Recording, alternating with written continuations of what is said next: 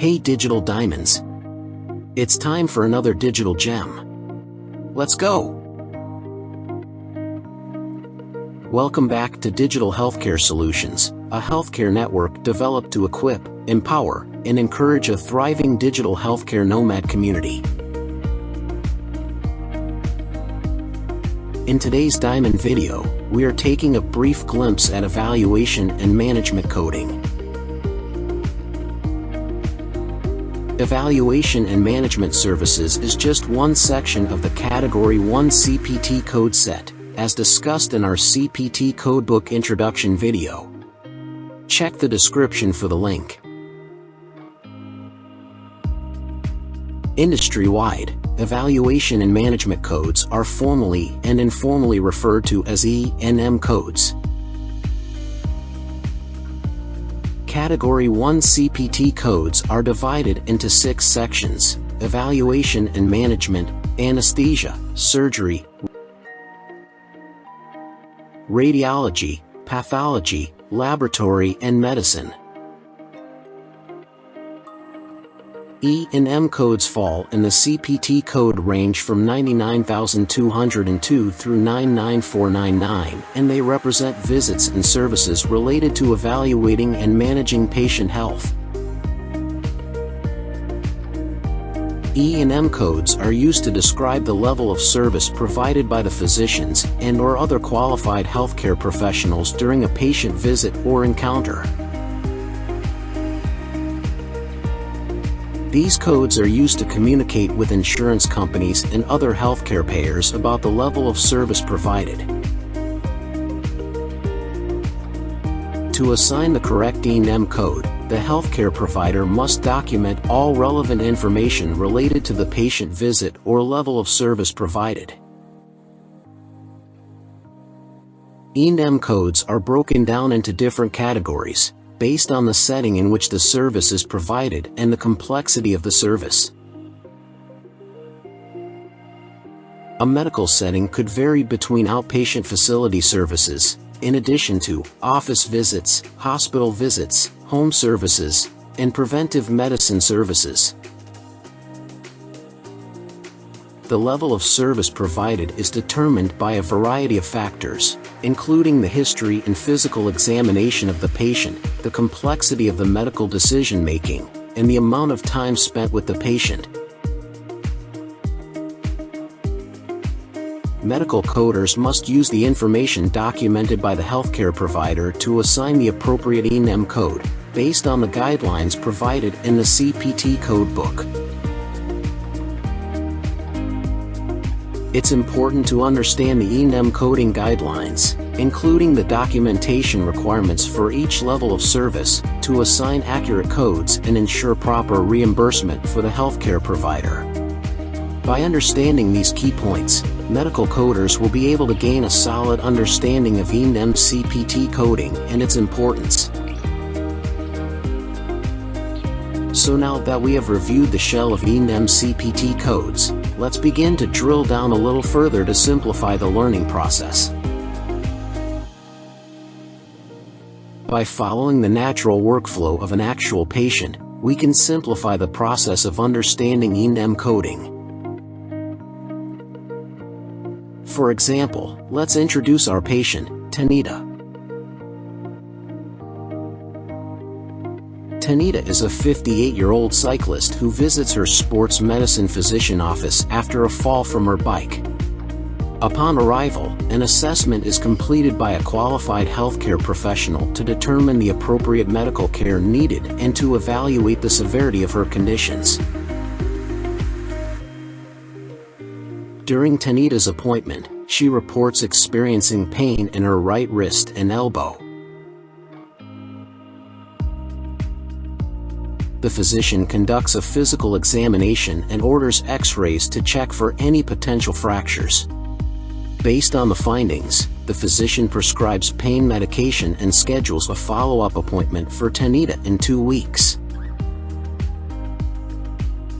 The physician documents all relevant information related to Tanita's visit, including her chief complaint, history of present illness, review of systems, physical examination findings, and medical decision-making.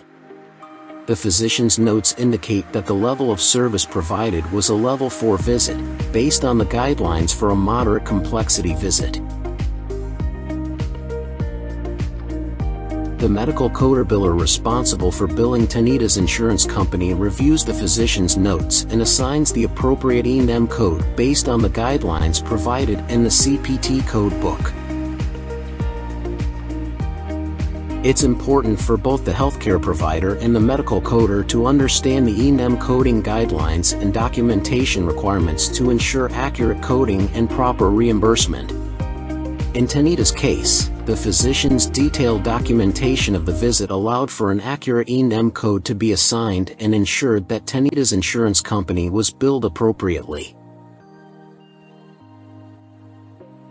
Were you able to determine the E M code assigned to describe for the level of care provided for Tanita?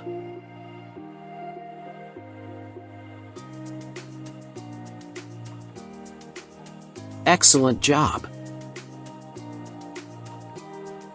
Yes, in this case, the coder biller assigns code 99214, which corresponds to a level 4 office visit. This code accurately reflects the complexity of the service provided and ensures proper reimbursement for the physician. Next question: did Tanita have to go to an actual hospital facility for the coder biller to assign that E M code?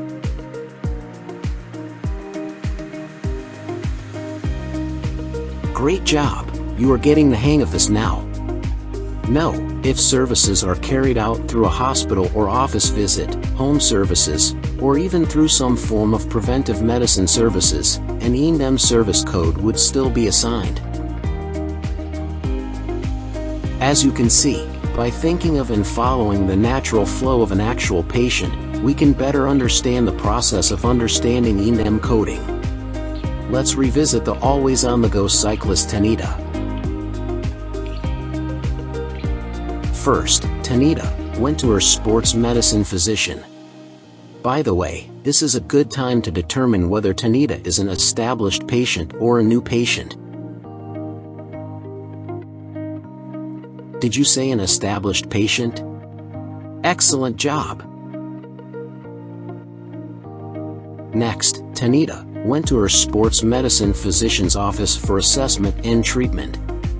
Is an office setting an approved setting for E M code sets?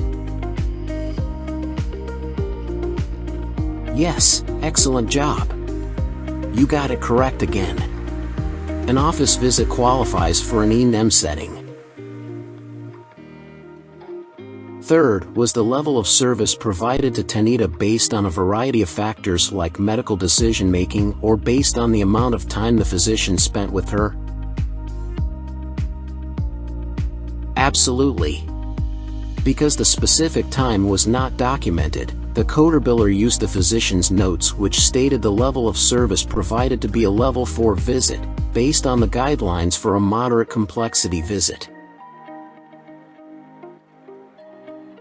Fourth, was all the relevant information related to Tanita's visit, including the chief complaint, history of present illness, review of systems, physical examination findings, and medical decision-making documented? Absolutely. If you missed this part, rewind this video, and review how thorough our healthcare provider's documentation is. Fifth, did the documentation provide enough information from the healthcare provider to assign the appropriate E M code? Yes. And what's even better, Tanita's physician even referenced the CPT code book guidelines. So, the final gem for this video starts with a question. Why did we make sure to identify Tanita the cyclist as an established patient from the onset? Well, with CPT E M coding, it is of high importance to distinguish a new patient versus an established patient because they are billed differently. Well, with CPT E M coding, it is of high importance to distinguish a new patient versus an established patient because they are billed differently. New patients generally require more time and resources to establish a diagnosis and treatment plan than established patients.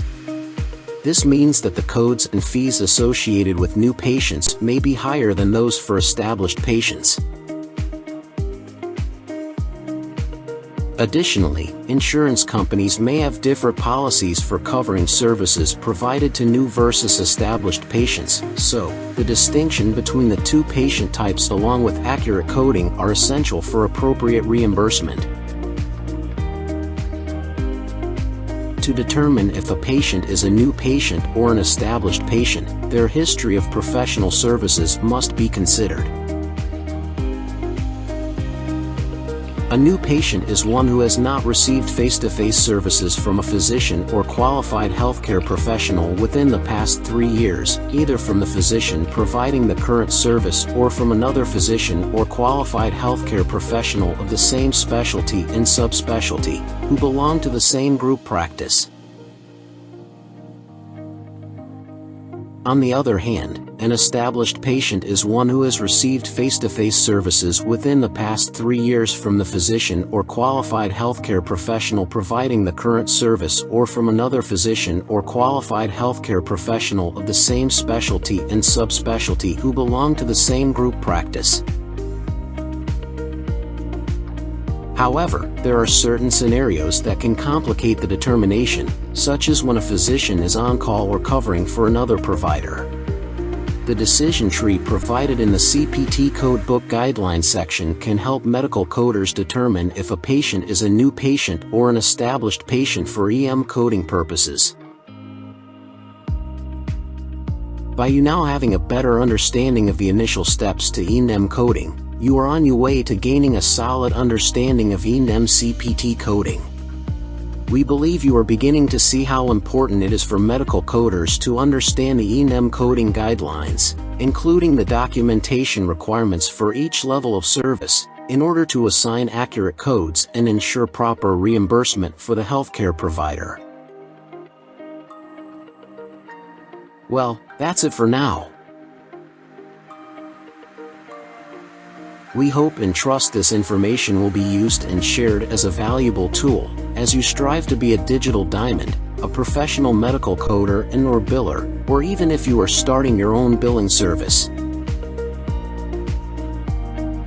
But no matter what you do, remember, because you strive to be a digital diamond, you read everything, your knowledge is broad and expansive, you attract success, and you create the life that you want to live.